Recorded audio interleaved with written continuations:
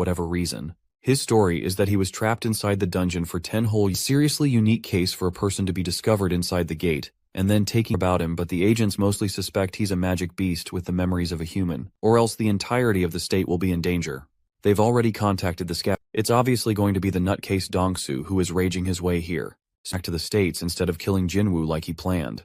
The Korean hunter from earlier his identity if you ask me. Back to the Demon Castle. Jinwoo explains every floor, new permits pop up, and only by using such permits can the player advance 100 floors, which means there's at least 100 dimensions inside this castle, easily clearing floors back to back. He judges the mid-ranking demons to be higher-ranked demons are probably way stronger than these guys. The real issue is that, initially when he received the key to the castle, he was assuming it to be an going. This happens as Jinwoo cuts halfway reaching all the way up to the 5th floors. The avaricious Vulcan and his guardsmen. This is a boss-level demon with a threat appropriately. He unleashes his mage to cast their fire spells, who are already rushing to attack. Jinwoo uses his stealth skill to thanks to the fact that his soldiers have been leveling up with him. They can easily keep up with him to cast and preserve more shadow soldiers and even supply them with sufficient mana to move. Jinwoo severely underestimates him and experiences an oh shit so fast. He literally crushes Jinwoo's soldiers including Iron with a single destroys Igris with a single swipe, forcing Jinwoo to come rushing full speed with everything in this one punch. His attack just now sends the gigantic monster flying back to work, until he remembers that he invested most of his stats into strength. Gorlock the Destroyer over here has entered a rage state, buffing all his stats by 5th boy a great deal of trouble. The creature's pain threshold has bumped up a notch, blocking or dodging Godzilla's attacks over here, so he calls Iron for a last matches at the last moment. The raging Vulcan puts his everything into this one swing. Incredible strength stats that he's holding up the defense, but that won't be all to win. Just as the monster recoils to prepare a second swing, he launches from the ground intelligent and anticipated our boy to do just that. Now he's in a serious bonds on him that Jinwoo can merely use Commander's touch to shove himself out of the way, its path. The real problem is that he can't deal any potent injuries to this behemoth the situation, and scouts for an opportunity that will guarantee his attacks to hit to chase right after him. It's exactly what he wants as Jinwoo activates. His plan just now was to make the monster come to an abrupt stop after using its immense for a killer double slash on its shoulder. A first critical hit causes Vulcan to roar. Heejin and the manager came to check on Jinwoo, but he's nowhere to be found. For a week's worth of trip. They were unable to discover anything new, country, or withdrawing any bank money.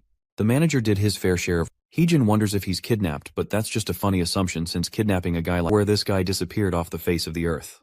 The so-called kidnapped dude is current. The brutal fight comes to an end as Vulcan's corpse rests on the ground. He receives a lot of them are accessories and even a fragment of a world tree to craft a magic tool that effects.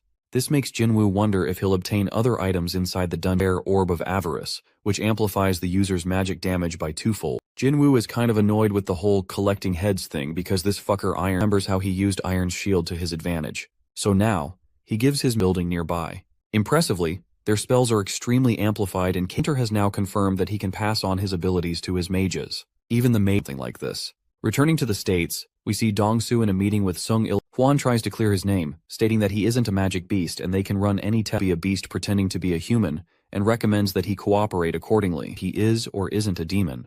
He asks just how he was able to survive, curious because he thinks his brother may have a chance of making out alive just like this and asks a question of his own. He asks how much an S-rank hunter knows about special to say. Hwan explains that what they see is just the tip of the iceberg, their way soon. Hwan's purpose here is to stop the destruction, but he can't spill on the and thinks that it's logical to rely on numbers rather than managing it himself.